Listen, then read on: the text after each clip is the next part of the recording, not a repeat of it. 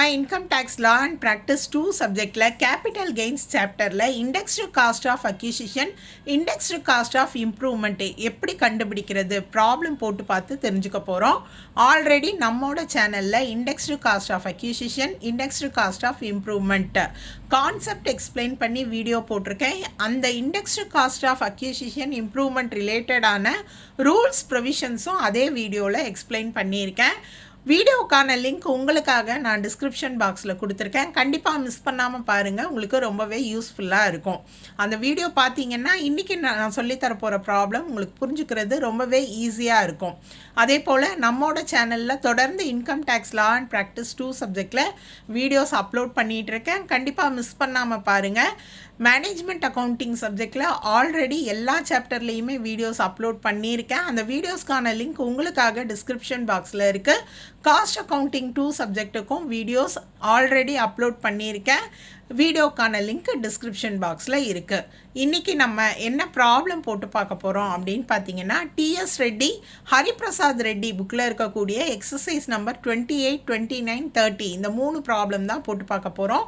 இந்த 3 ப்ராப்ளமுமே உங்களுக்கு indexed cost of acquisition and improvement related problem போடும்போது உங்களுக்கு அந்த ரூல்ஸும் ப்ரொவிஷன்ஸும் நல்லாவே ஞாபகம் வச்சுக்க முடியும். ஓகேவா?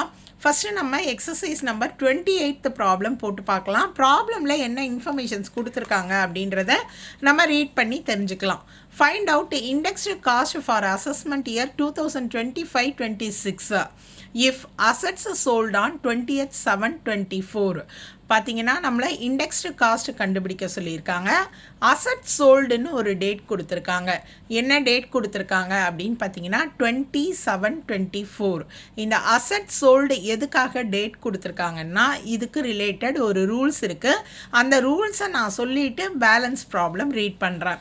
ரூல்ஸ் என்ன அப்படின்னு பார்த்தீங்கன்னா, ஃப்ரம் அசஸ்மெண்ட் இயர் 25-26 அசஸ்மெண்ட் இயர்லேருந்து ஒரு அசஸி வந்து ஒரு லாங் டேர்ம் கேபிட்டல் அசட்டை 23/7/24க்கு முன்னாடி வந்து சேல் பண்ணியிருந்தார் அப்படின்னா அந்த அசட் வந்து eligible for indexation. Okay, asset long term capital அசட்டோட டேட் 23/7/24 பிஃபோராக இருந்தால் இண்டெக்ஸ் கண்டுபிடிக்கலாம்.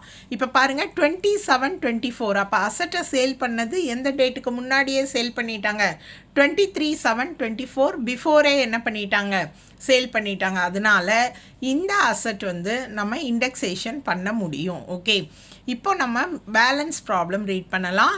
Cost of house purchased in 1979-80 for ₹90,000. Fair market value on 1/4/2001 being ₹1,50,000.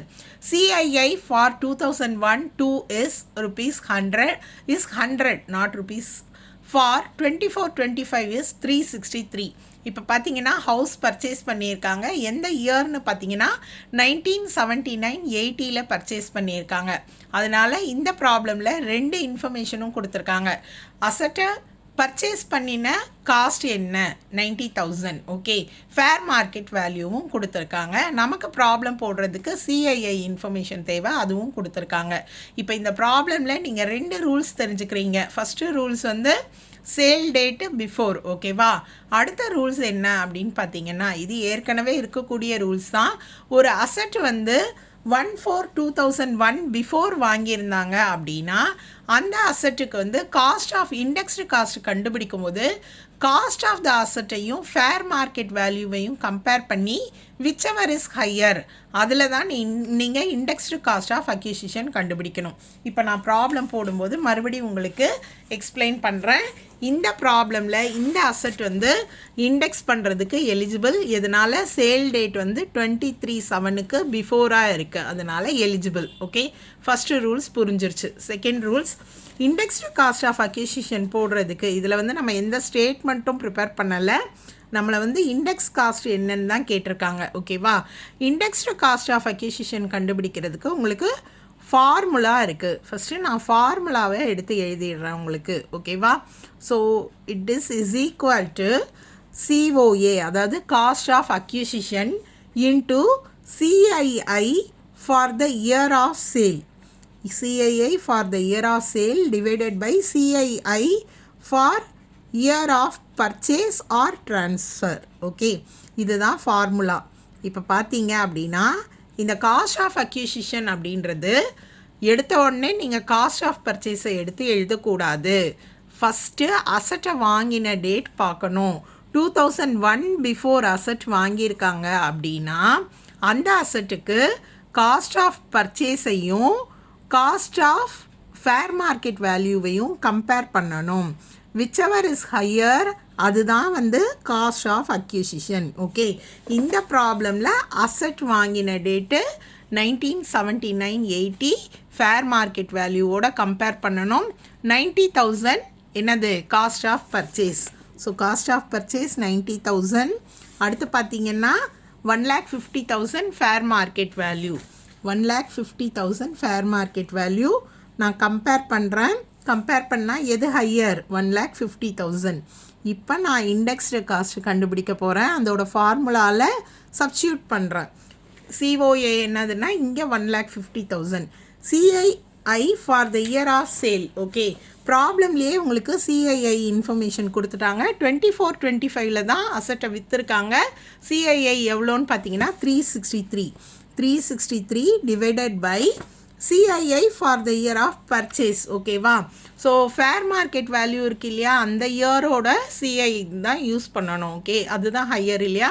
So 100. Okay, divided by 100 நீங்கள் கேல்குலேட் பண்ணிங்கன்னா 5,44,500. இந்த ப்ராப்ளம்லேயே உங்களுக்கு இண்டெக்ஸ்டு காஸ்ட் ஆஃப் அக்யூசிஷனுக்கு 2 ரூல் நான் சொல்லிட்டேன், உங்களுக்கு புரிஞ்சிருக்கும். அடுத்து நம்ம போட்டு பார்க்கக்கூடிய ப்ராப்ளம் என்ன அப்படின்னு பார்த்தீங்கன்னா எக்ஸசைஸ் நம்பர் 29. இந்த ப்ராப்ளமில் என்ன கொடுத்துருக்காங்க அப்படின்றத பார்க்கலாம். ஃபஸ்ட்டு ப்ராப்ளத்தை ரீட் பண்ணி இன்ஃபர்மேஷன்ஸ் தெரிஞ்சுக்கலாம். Mister Ram purchased a house on 1/11/2004 for rupees 2 lakh and it was improved in 2012-13 at a cost of rupees 1 lakh.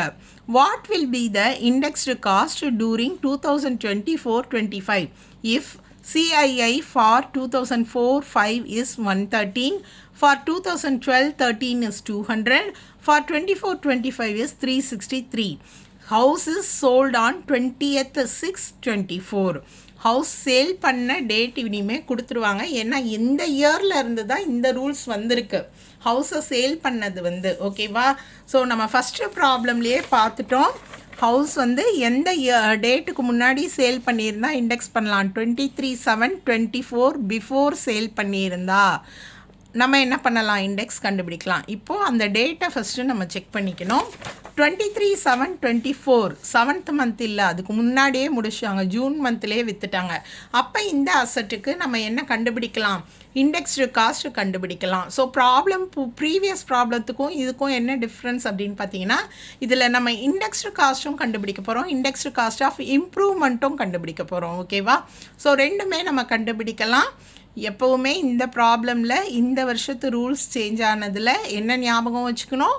Sale பண்ணின டேட்டு 23/7/24 பிஃபோர். ஓகே, இங்கே நம்ம இண்டெக்ஸ் கண்டுபிடிக்க போகிறோம். எக்ஸசைஸ் நம்பர் 29 நம்ம இப்போ போட்டு பார்க்க போகிறோம். ஓகேவா?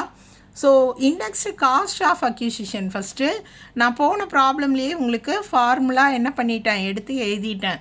இப்போ நம்ம ஞாபகப்படுத்திக்கலாமா என்ன எழுதணும் அப்படின்னு பார்த்தீங்கன்னா காஸ்ட் ஆஃப் அக்யூசிஷன் சிஓஏ நான் சிம்பிளாக எழுதிக்கிறேன். அதே மாதிரி CII for year of sale and CII for year of purchase or transfer. Okay, நான் சிம்பிளாக எழுதியிருக்கேன்.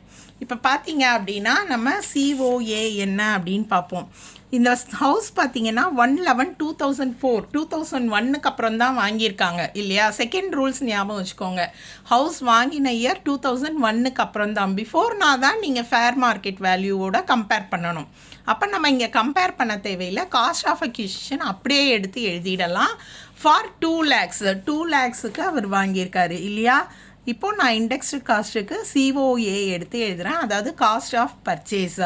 சேல் பண்ணின இயர் என்ன அப்படின்னு பார்த்தீங்கன்னா டூரிங் எப்போ சேல் பண்ணியிருக்காரு அப்படின்னு பார்த்தீங்கன்னா 24. அப்போ 24-25க்குரிய இண்டெக்ஸ் என்ன அப்படின்னு பாருங்கள். 24-25க்கு சிஐஐ எவ்வளோன்னு பார்த்தீங்கன்னா 363 உங்களுக்கு ப்ராப்ளமில் சிஐஐ கொடுத்துருவாங்க. பர்ச்சேஸ் பண்ண இயர் 12-13 இல்லையா? ஸோ சாரி 2004 இல்லையா? பர்ச்சேஸ் பண்ண இயரில் சிஐஐ என்ன? 2004 113. ஓகே, ஸோ நீங்கள் இந்த மாதிரி தான் கேல்குலேட் பண்ணணும். கேல்குலேட் பண்ணால் உங்களுக்கு என்ன அமௌண்ட் கிடைக்குது பாருங்கள். 6,42,477.8 கிடைக்கும். நீங்கள் இதை என்ன பண்ணலாம், ரவுண்ட் பண்ணி எழுதிக்கலாம். 6,42,478. ஓகே, 0.5க்கு மேலே போயிட்டதுனால நான் ரவுண்ட் பண்ணி எழுதிக்கிறேன். இதுதான் இண்டெக்ஸ் காஸ்ட் ஆஃப் அக்யூசிஷன். இந்த ப்ராப்ளமில் இன்னும் ஒரு இன்ஃபர்மேஷன் என்ன இருக்குது அப்படின்னு பார்த்தீங்கன்னா, இண்டெக்ஸ் காஸ்ட் ஆஃப் இம்ப்ரூவ்மெண்ட்டும் இருக்குது. ஸோ இம்ப்ரூவ்மெண்ட்டுக்கு எவ்வளோ ஸ்பெண்ட் பண்ணியிருக்காங்கன்னு பார்த்தீங்கன்னா 1 lakh. இண்டெக்ஸ் காஸ்ட் ஆஃப் இம்ப்ரூவ்மெண்ட்டுக்கு என்ன ஃபார்முலா அப்படின்னு பார்த்தீங்கன்னா, சிம்பிள். காஸ்ட் ஆஃப் அக்யூசிஷனுக்கு பதில் நம்ம என்ன போடுவோம் அப்படின்னு பார்த்தீங்கன்னா, காஸ்ட் ஆஃப் இம்ப்ரூவ்மெண்ட். ஓகேவா? மற்றதெல்லாம் சேம் தான். So cost of improvement into CII for the year of improvement. Okay, sorry, for the year of sale divided by CII for the year of improvement. Improvement பண்ண இயரில் என்ன CII இருந்தது. Okay, simple தான் formula ஞாபகம் வச்சுக்கிறது. இப்போ cost of improvement எவ்வளோ எடுத்து எழுதலாம். இம்ப்ரூவ் பண்ணுறதுக்கு காஸ்ட் பார்த்தீங்கன்னா 1 lakhs. ஸோ 1 lakhs எடுத்து எழுதிக்கிறேன். அடுத்து பார்த்தீங்கன்னா CII for the year of sale. Sale பண்ண இயர் என்ன அப்படின்னு பார்த்தீங்கன்னா நமக்கு 24-25ல் சிஐஐ 363. Okay, so 363. இம்ப்ரூவ்மெண்ட் பண்ண இயர் 2012-13ல் சிஐஐ என்னன்னு பார்த்தீங்கன்னா 200. ஓகே, ஸோ 200ஆல் நம்ம டிவைட் பண்ணுறோம். என்ன வருது அமௌண்ட் அப்படின்னு பார்த்துக்கோங்க. 1,81,500 rupees கிடைக்கும். ஓகே, இப்போ இந்த ப்ராப்ளமில் பார்த்தீங்க அப்படின்னா உங்களுக்கு என்ன கேட்டிருக்காங்கன்னா, what will be the indexed cost. வெறும் இண்டெக்ஸ்டு காஸ்ட்னு தான் கொடுத்துருக்காங்க. நம்ம கண்டுபிடிச்சிருக்கிறது index cost of acquisition, index cost of improvement. அப்போ இண்டெக்ஸ்டு காஸ்ட் அப்படின்றது என்னென்னா, இது ரெண்டுத்தையும் ஆட் பண்ணணும். Indexed cost is equal to indexed cost of acquisition plus indexed cost of improvement. Okay, ரெண்டுத்தையும் ஆட் பண்ணால் டோட்டல் இண்டெக்ஸ்டு காஸ்ட் கிடைக்கும். அதனால் நான் இப்போ என்ன பண்ணுறேன்னா, இண்டெக்ஸ்டு காஸ்ட் ஆஃப் இம்ப்ரூவ்மெண்ட்டையும் இதையும் ஆட் பண்ணிக்கிறேன். ஓகேவா? நம்ம ஆல்ரெடி கண்டுபிடிச்சோம் இல்லையா? என்ன அமௌண்ட் கண்டுபிடிச்சிருக்கோம்? அக்யூசிஷனோட காஸ்ட் என்னன்னு பார்த்தீங்கன்னா 6,42,478. இதோட காஸ்ட் என்னன்னு பார்த்தீங்கன்னா, இம்ப்ரூவ்மெண்ட் காஸ்ட் 1,81,500. ஸோ இது ரெண்டுத்தையும் நீங்கள் ஆட் பண்ணால் டோட்டல் என்ன கிடைக்கும் அப்படின்னு பார்த்தீங்கன்னா 8,23,978 rupees கிடைக்கும். இதுதான் டோட்டல் இண்டெக்ஸ்டு காஸ்ட்.